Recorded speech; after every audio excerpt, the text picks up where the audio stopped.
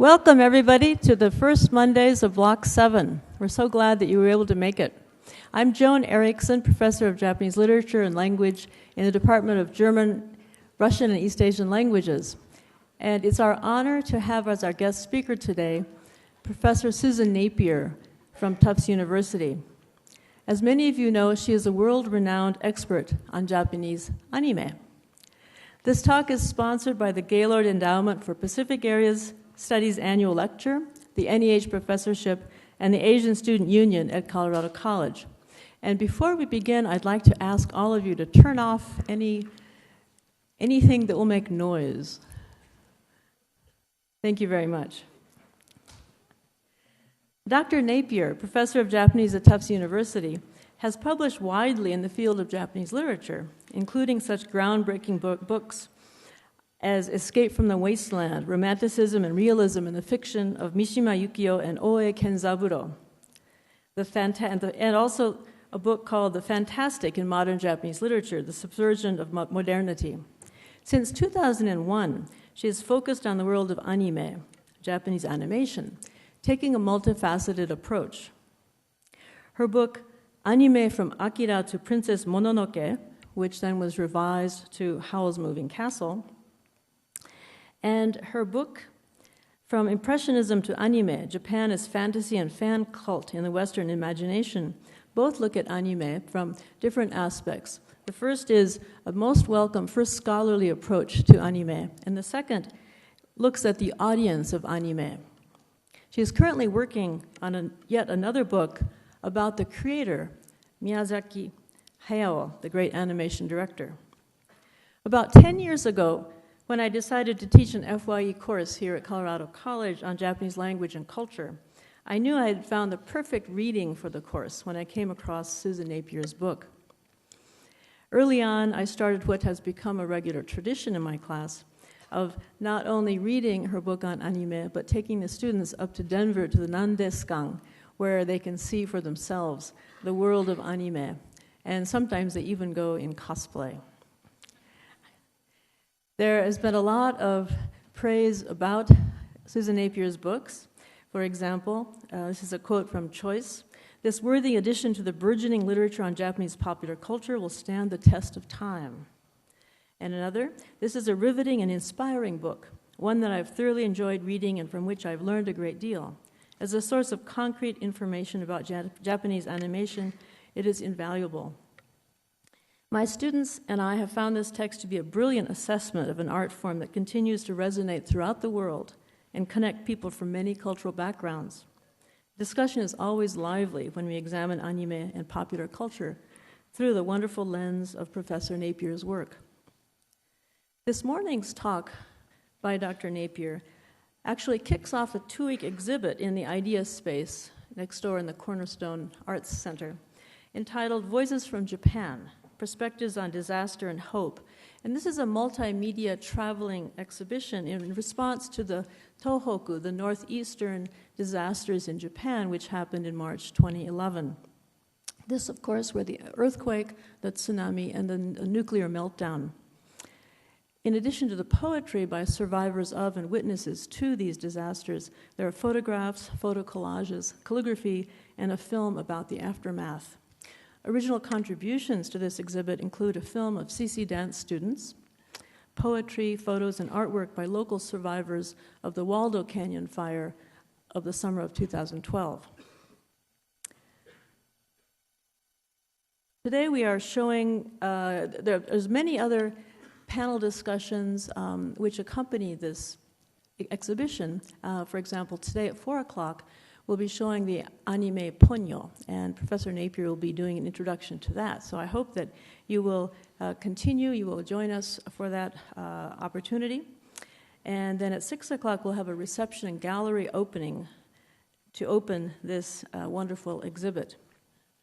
Today, unfortunately, we won't have time for question and answer after Professor Napier's talk, but I encourage you to come to the film and to the gallery opening, and also following this talk, there will be some refreshments outside in the Armstrong Great Hall. Please take this opportunity to talk with Professor Napier about your questions.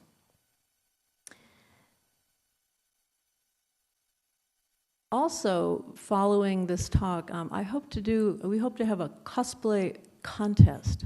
And so if anybody has come in costume, please let me know. And during the reception afterwards, we will have a little contest. So please join me in welcoming Dr. Napier.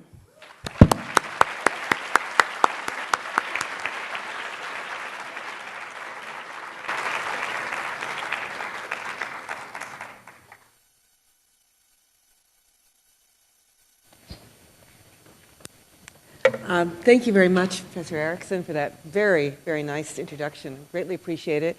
And thank you all for coming on this lovely spring day. I'm very pleased to be in Colorado. I have to admit, when I thought I was coming in March, I figured it would be, a little bit warmer, but it's still very beautiful, and I'm very honored to be here.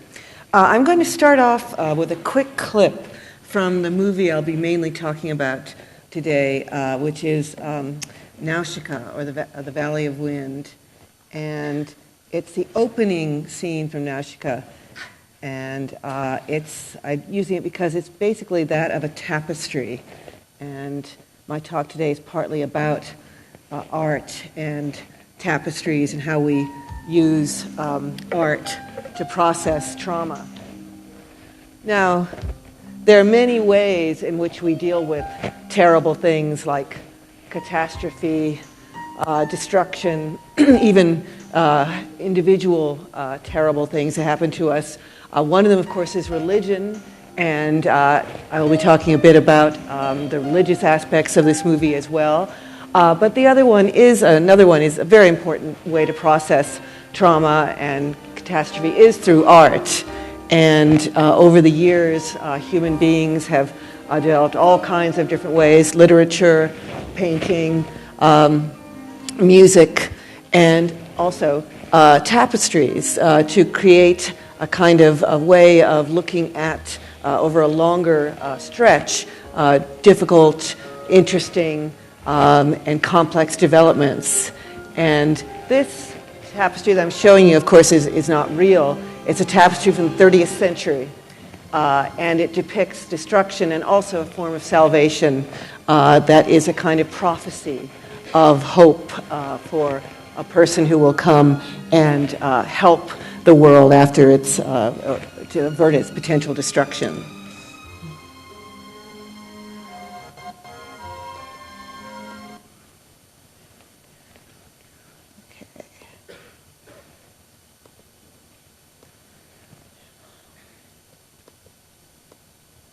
Okay. So I'm going to talk a little bit about a tapestry from the 14th century. This is the Angers tapestry in France, and it is a tapestry that depicts the Revelation of St. John the Divine, the last book of the Bible, which is an extraordinary text. If you ever get a chance to read it, or some of you probably have already, it's in a way very, very cinematic, because it is a vision of the end of the world and a great fight between good and evil, in which ultimately evil loses. And you can see here the sort of the basic topoi and images of catastrophe, the falling city, the people in agony, the sense of looking up at the sky at something that you can't deal with is coming down at you. And this tapestry was created in the 14th century, around the time that the Black Death was sweeping across Europe. And in a certain way, I also think it's a kind of a processing of the horror of the Black Death, of the plague, and a kind of invocation and hopes that perhaps they would be saved from it. And also as a way of kind of understanding or trying to understand what was going on around them. And you see at the end there is this vision of angels coming in and destroying the seven-headed dragon, who is in the Bible seen as Satan.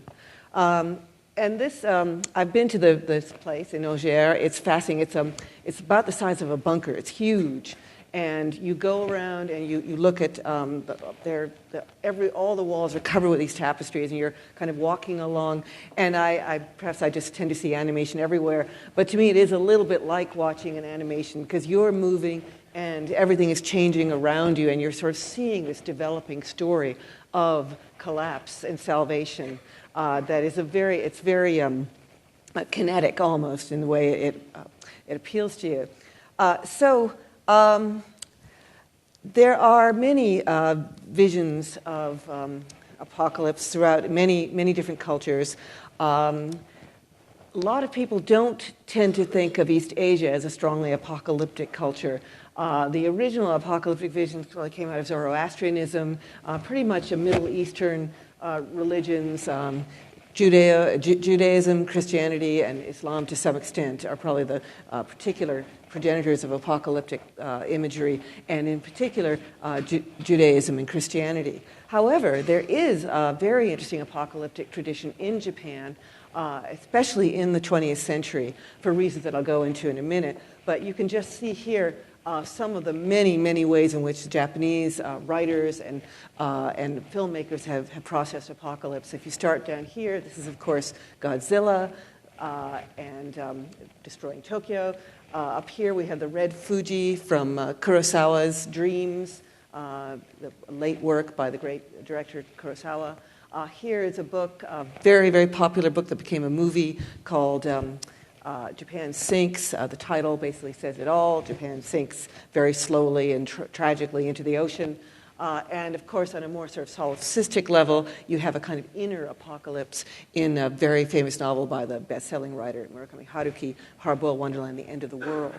So we have a lot of different visions of apocalypse in general in Japan, but perhaps the most special medium for this is anime and Japanese animation. And there are a lot of reasons for this. Partly, animation itself as a medium is an incredible medium for showing apocalyptic effects because you can do anything with animation. You don't have to worry about spending $1 million on getting your special effects. You can just kind of take from your imagination and just splay it all over your used to be the cells, now it's your computer, to create incredible visions of destruction that are very exciting and, yes, very entertaining as well. Susan Sontag has said about apocalypse that there's a kind of pleasure in imagining apocalypse. It's sort of, she calls it the pleasures of making a mess. And with animation, you can really make a mess, big time. So these are some of the most famous ones. This is Barefoot Gen, which was originally a manga, a graphic novel that became an anime set in during the destruction of Hiroshima and soon afterwards. This is Akira, one of the first really powerful and sophisticated apocalyptic films set in the future after an atomic blast has destroyed Tokyo. This is Evangelion, television series, animated television series, which is all about strange creatures that are trying to destroy the world. And finally, I had to mention Urosuki Doji. I don't know if any of you are familiar with this series or this work. It's actually a pornographic apocalypse. I'm not necessarily, I suggest you watch it, but it is actually much more interesting than you might expect. And it is, again, no, really, it's about demons, pornographic tentacle demons who bring about apocalypse. And it's a much, no, it's an interesting work, seriously. Okay, now, why is there such a strong apocalyptic tradition in Japan?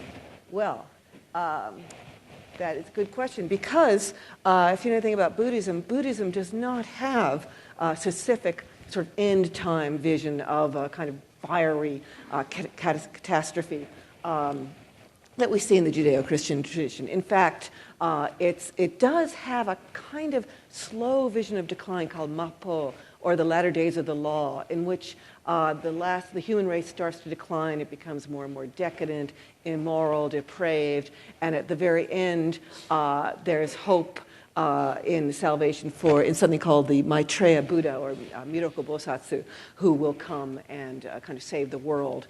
So there's a sort of gradual, I mean, if you could talk about a gradual apocalyptic tradition, it sounds like a contradiction in terms, but there is at least a sense of an end time and a kind of savior figure at the very end. However, there are more specific reasons why there should be an apocalyptic tradition in Japan. Many. For one thing, as Professor Erickson has already sort of alluded to, Japan is a very vulnerable island country. It is on what's called the Pacific Ring of Fire, which means that it's very susceptible to earthquakes, volcanoes, and tsunami. And we see here a volcano. That's the aftermath of the tsunami on March 11th.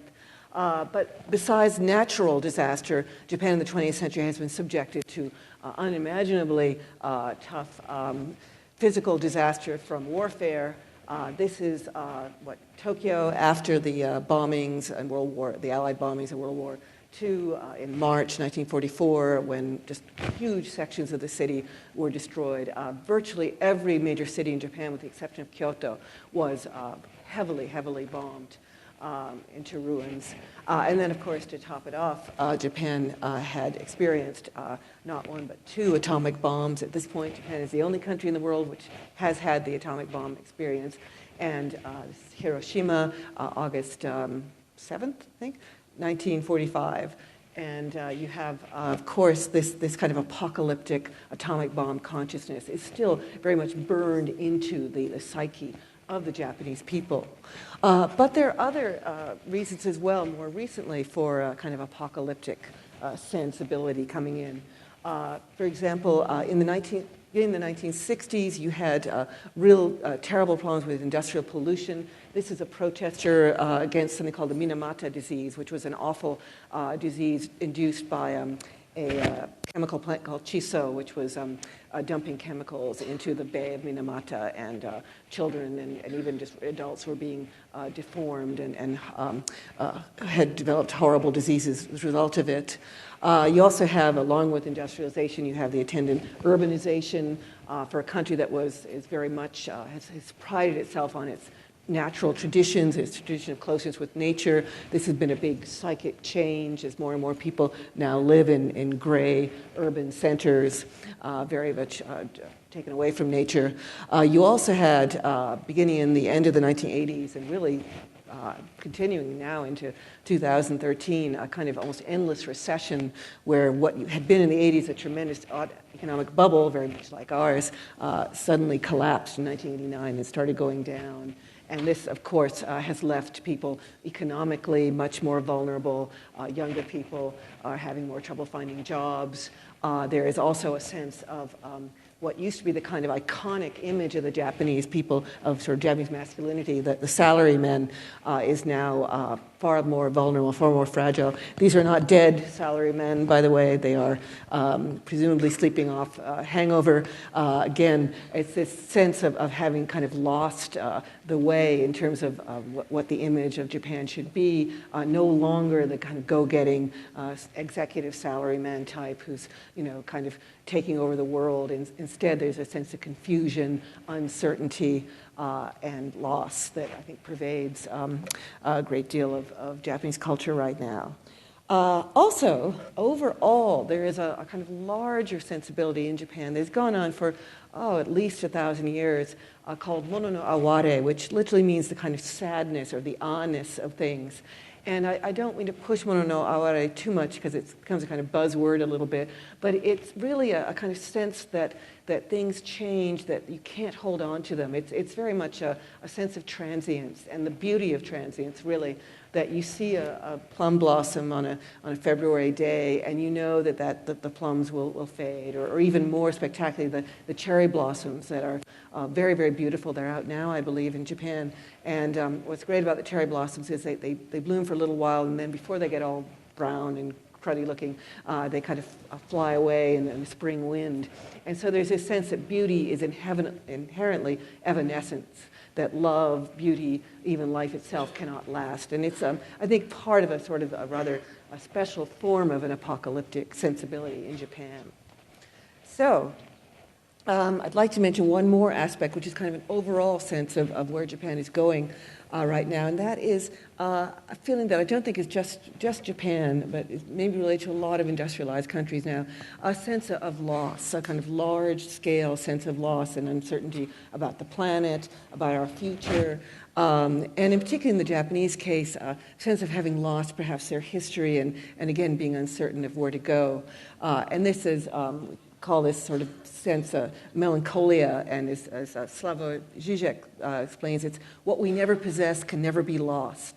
So the melancholic, in a way, possesses it, and it's very lost. So there's this constant kind of going back, looking back in a kind of nostalgic, a sad nostalgic way, to a past that maybe never was as wonderful as we think it was, or as the Japanese thought it was, but somehow still remains very important in their context of their contemporary culture. And this includes the loss after World War II of the Japanese Empire, and again, all the sort of subsequent losses of the sort of sense of community, of the family, of nature that the Japanese deal with on an ongoing basis. So, one of the great expressors of apocalypse in animation is the animation director Hayao Miyazaki. How many of you have seen a film by Miyazaki?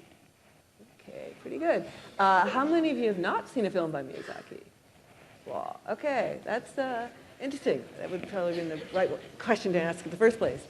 Okay, Miyazaki, for those of you who don't know him, is considered a god by most of the animation people working today. He is an extraordinary protean, imaginative, and entertaining director. His works are beautiful, exciting, sometimes funny, and also very moving. He has a strong tendency to have interesting female protagonists. This is one of his sort of special trademarks. He loves flying scenes. He often has women who fly, as we will see shortly. And he also has children. His works are child-oriented, and he often has children, sometimes very young children, as protagonists. Miyazaki was born in 1941, which I think is extremely important. It means that he was 4 years old when the World War II ended, and some of his earliest and most traumatic memories are from the bombing of Tokyo in 1944, when his family was trying to escape the fires that were kind of taking over his Tokyo neighborhood.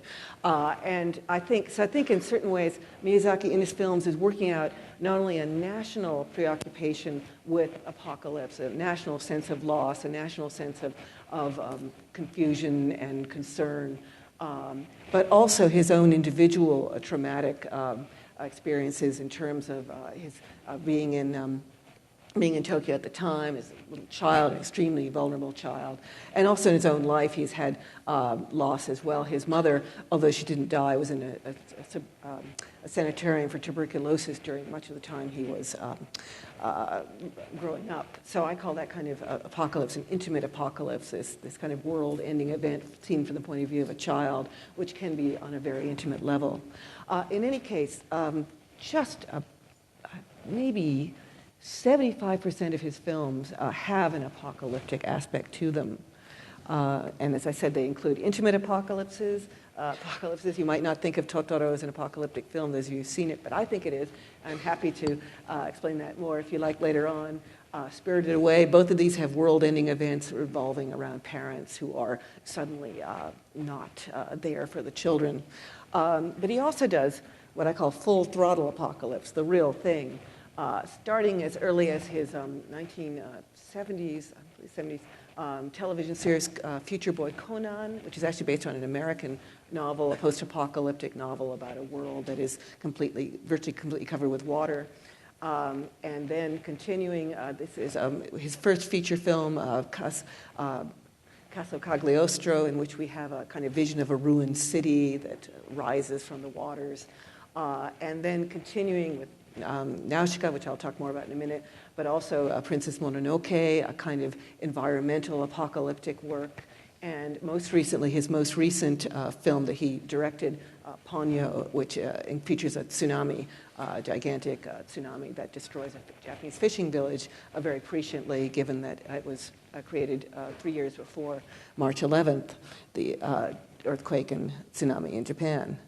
Okay, I'm going to talk today mostly about Nausicaa, the Valley of the Wind, which is a film that he created in 1984, and also about the manga that he created along with the movie. But I'll first talk about the film, which is one of his most beloved films. It's a beautiful work. We saw the beginning of it at the beginning of this talk, and it's set in a post-apocalyptic future in which about 1,000 years before Nausicaa began, human beings managed to destroy most of the earth in what's called the 7 days of fire. And they unleashed upon the earth these things that are called Kyoshinpei, or god warriors, which kind of resemble, in form at least, nuclear weapons, although they are not technically nuclear weapons, but they have enormous powers of destruction. They're also kind of potentially semi-sentient. And because of this 7 days of fire, the earth has now become completely contaminated with toxic gases, and there's something known as the miasma, which is this kind of a gas or that is kind of going over the rest of the earth and slowly, one by one, wiping out the last few communities that are left on the earth in the year 3000 or so. Now, the miasma is actually coming out of something called the Sea of Corruption, which is really an ecosystem that developed after the toxins were released in the air. And it's more like, rather than a sea, it's really more like a forest in which all kinds of strange things are occurring. You have plants that are huge. You have giant, enormous insects. Some of them are the size of football fields. And human beings cannot live in the forest of Sea of Corruption, because of the miasma. However, fortunately, there are a few intrepid souls left in this post-apocalyptic world who do go into the forest of corruption, to try and sort of understand its secrets. And the one we are going to be following in particular is a young woman named Nausicaa, who appears there wearing her gas mask. And Nausicaa has come into the Sea of Corruption to try and perform experiments and find out what makes it tick, really. And Nausicaa is a fascinating figure. She is very different from your typical anime babe, if you're familiar with anime babes. She is very, she or even a kind of a X-Men type of heroine. I'm trying to be equal here. She is smart. She is highly competent. She can fly her own little glider. It's a little jet-powered thing called a Mave. She is good at science. She has a little laboratory. She's also royalty. She's a daughter of a king. That's kind of a little bit of a sort of throwback. She lives in this beautiful, one of the last pockets of cleanliness and purity left in this world, in this Valley of Wind, which is, of course, where energy is powered by windmills. And she's also has kind of a supernatural abilities. She can communicate with the insects and with animals in a very special way. So she is quite an extraordinary creation. And very fortunately for her, for the rest of the world, she exists. And in many ways, as we'll see in a moment, she can be seen as a kind of something who's been prophesied to come in that tapestry we saw, as a sort of saving, salvationary figure. And she also is related to another figure in the tapestry, a young man in blue, of course with a beard, who walks in a field of gold. And at the very end of the movie, we have a kind of final battle in which there's various human groups left warring in this world, and one of them, very stupidly in my opinion, finds a god warrior and revives it and tries to use the god warrior's power against the other humans that are still there. And at this sort of very decisive moment, that's the god warrior kind of coming up there. We have Nausicaa coming and stopping this through her own, what turns out to be her sacrifice. Now she's riding, these are gigantic insects, ones I mentioned that are about the size of football fields, called Omu. And the Omu are very, very angry with humanity by this point, and they have decided to kind of try and destroy what's left of humanity. And Nausicaa essentially sacrificed herself for the sake of humanity. So I'm going to show a clip of this rather important scene.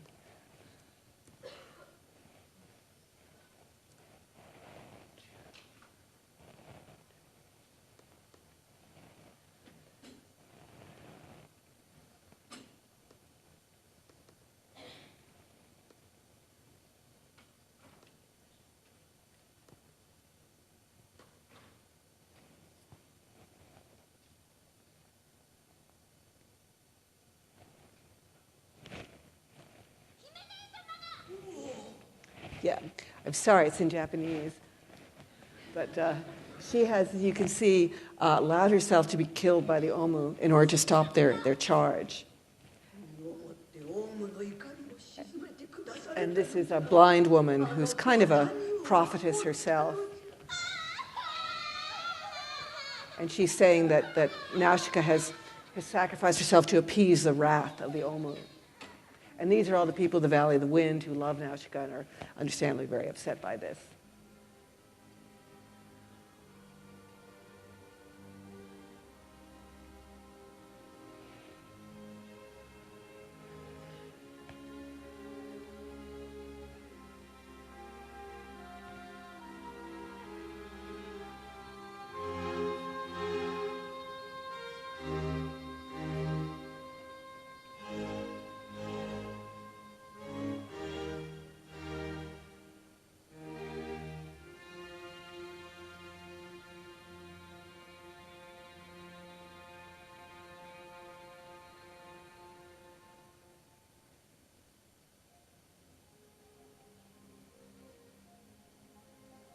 The Omu are using their feelers, basically, to carry her up.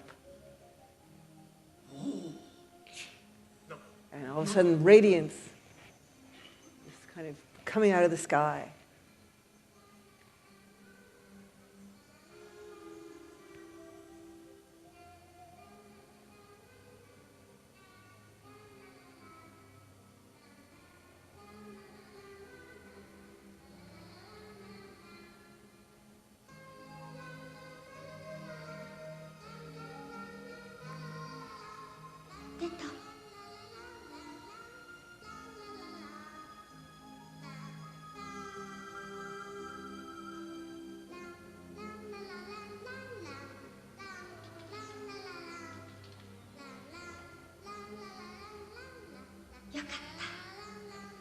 I'm so glad. Thank you, Omu. And she's magically reborn. And the old lady asks because she's blind, asks the children to tell her what they're seeing. And they say they see Nausicaa walking in a field of gold. And she says, oh, it's just like the prophecy from the Tapestries. And they're saying, it's a miracle, it's a miracle.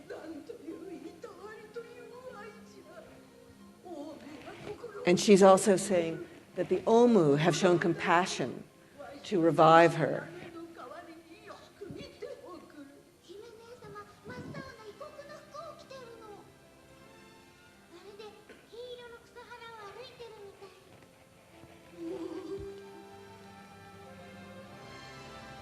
Okay, I'm going to stop there and go back to...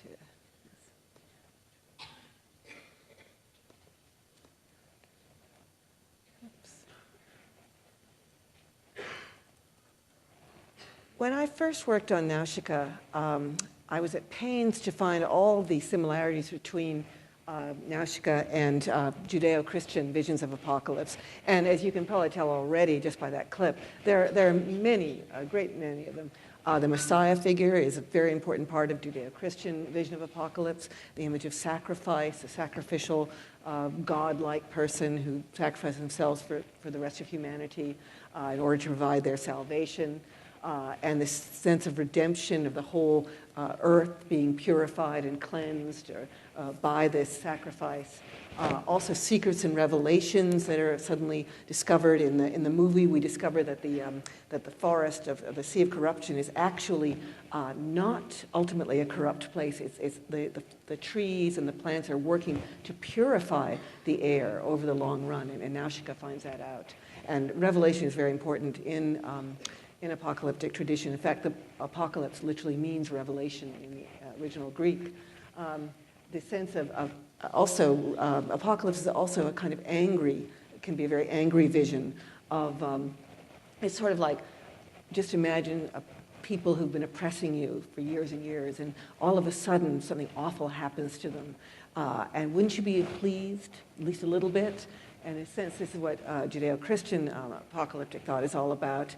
Of course, in Nausicaa, it's more about the nature of nature taking its revenge. Miyazaki is essentially implying that really it's nature's turn. Nature deserves to be angry and to destroy the humanity that has unleashed all these horrible toxin industrial poisons on the world. But at the same time, you also have an optimistic vision. Certainly in Christianity, you have the final vision of the city on the hill and Christ taking back in all the believers and the destruction of Satan. And in general, one aspect of apocalypse is just a general sense of catharsis, the sense that you've gone through this terrible, destructive, catastrophic event, and you somehow come out on the other side. It can also be a kind of purgative or cleansing event, and we see that, again, very clearly in the end of the movie. Some of the differences, however, that in the last 10 years that I've sort of come back to this, that I found, again, one of the absolute key differences between Judeo-Christian apocalypse and Miyazaki's version is this question of nature. In Christian and in Jewish thought, you have the idea of human beings as standing above nature, of basically being in charge, of being Adam is given mastery of the animals and nature.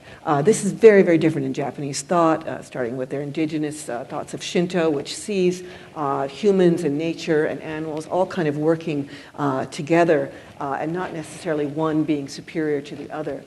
And so in Judeo-Christian thought, we have the idea of escaping the bonds of nature. Here we have Nausicaa, a sense of being part of nature and being respectful to nature and seeing nature as very much a part of sort of an integral part of who we are. So that's some of the very important differences that nature is seen in many ways as at least as important, as significant as human beings are. It's also not Manichaean. By Manichaean, I mean that in the Judeo-Christian world, you have a sense of evil versus good. The last battle is Armageddon between Satan and the followers of Christ. And this is a very sort of black and white distinction. This is not the case in Miyazaki's works. He believes in the subtleties, the gray areas. He's not going to allow us the easy out of saying, oh, everybody's awful or so-and-so is awful. Humans are difficult and flawed, but they are trying. The insects are right to be angry, but they can also go overboard. He's trying to say that it's just a very complex world. And there's also another interesting question, which is the question of exile. In the original Jewish ideas of apocalypse, one reason why there was a need for apocalyptic kind of revenge was the fact that the Jews had been, the original Israelites had been exiled from their own space, and they were kind of wandering and hoping to get allowed to have their own place in the world, and they were constantly being crushed and suppressed by that. And when I first started thinking about this, I thought, well, the Japanese aren't like this. They've always had their own place. They're very much, in the, they've had their islands for the last 2,000 years. They're a very relatively homogeneous culture. But the more I thought about it, and this goes back to the earlier part of my discussion, I think that actually the Japanese are in a kind of exile from their own sense of home, their own sense of who they are. And it's interesting that in another movie by Miyazaki, we have a vision of a world that is uprooted, that literally this is a place that the world is now floating. There is no sense of continuity and a kind of relevance to the past anymore. So I'm going to very briefly talk about one other version of apocalypse that Miyazaki offered, and that is his manga. And I mention this because it's a fascinating work. It's very long. It's a 7-volume manga. I think it's 1,000 pages long. It's sort of, if you like The Lord of the Rings, you would like this manga. It's complex, it's fascinating, it's also much darker than the film. And in it we see that Nausicaa comes across a much more complex person. This manga was written over a 12-year period. The film was made sort of 2 years into the writing of the manga, but Miyazaki went on and wrote it, and as he wrote it, his vision became much darker. And to mention a few things, the god warrior that we saw before is resuscitated, and Nausicaa becomes, it imprints on Nausicaa like a baby imprints on a first person it sees, and Nausicaa becomes its mother, so she becomes in charge of this apocalyptic force, and she is then kind of confronted with what to do with it. And I'm not going to give too much away, but she has a moment when she's kind of given us kind of a scene of temptation and a false paradise in this beautiful garden where she meets someone who says, you can stay here, don't leave the world, and you can leave the world, and he gives her, he talks to her about his own version of truth, and she says, that he's too simplistic, that the world is complex, that we can't stay in the garden, that to live is to change. And she has a great quote. He's talking about this morning when things will change enormously, and she says, if such a morning is to come, then we shall live to face that morning. We are birds who, though we may spit up blood, will go on flying beyond that morning, on and on.